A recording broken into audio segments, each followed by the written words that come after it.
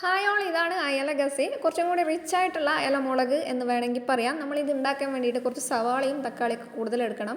ചൂടായി വന്ന എണ്ണയിലേക്ക് വെളുത്തുള്ളി ഇട്ടിട്ട് അതേപോലെ അത് കഴിഞ്ഞ് സവാള ഇട്ട് നല്ലപോലെ വഴന്നതിന് ശേഷം തക്കാളി നല്ലപോലെ വഴന്നു വന്നതിന് ശേഷം പച്ചമുളകും അതേപോലെ കറിവേപ്പില ഇട്ട് കൊടുത്തിട്ട് കുറച്ച് മഞ്ഞൾപ്പൊടിയും മുളക് പൊടിയൊക്കെ ചേർത്ത് പുളിവെള്ളം ചേർത്തിട്ട് നല്ലപോലെ മിക്സ് ചെയ്തിട്ട് ഇതൊന്ന് ആവശ്യത്തിന് ഗ്രേവിക്ക് അനുസരിച്ചിട്ടുള്ള വെള്ളം കൂടി ചേർത്ത് കൊടുത്തിട്ട് ഉപ്പും കൂടി ചേർത്ത് കൊടുക്കുക. എന്നിട്ട് ഇത് നല്ലപോലെ പതച്ച് വരുമ്പോൾ നമ്മൾ ക്ലീനാക്കി എടുത്ത നല്ലപോലെ വരഞ്ഞെടുത്ത അയല ഇതിലേക്ക് ചേർത്തിട്ട് ഈ അയല ഒന്ന് വെന്തിട്ട് വരുന്നത് വരെ നമുക്കിത് വേവിച്ചെടുക്കാം. നല്ല ടേസ്റ്റി ആയിട്ടുള്ളൊരു സംഭവമാണ് കേട്ടോ. ഞാനിപ്പോൾ രണ്ട് വലിയ സവാളയും അതേപോലെ 3 മീഡിയം സൈസുള്ള തക്കാളിയും കൂടി മുറിച്ചെടുത്തിട്ടാണ് ഇതിൽ ഇട്ട് കൊടുത്തിട്ടുള്ളത്. പച്ചമുളക് 2 എടുത്തിട്ടുള്ളത്. വെളുത്തുള്ളി ഒരു 10-15 അല്ലി വെളുത്തുള്ളി ചതച്ചിട്ട് കൊടുത്തിട്ടുണ്ട്. അപ്പോൾ എന്തായാലും എല്ലാവരും മസ്റ്റായിട്ട് ട്രൈ ചെയ്ത് നോക്കാം കേട്ടോ. വീണ്ടും വരാം. ബൈ.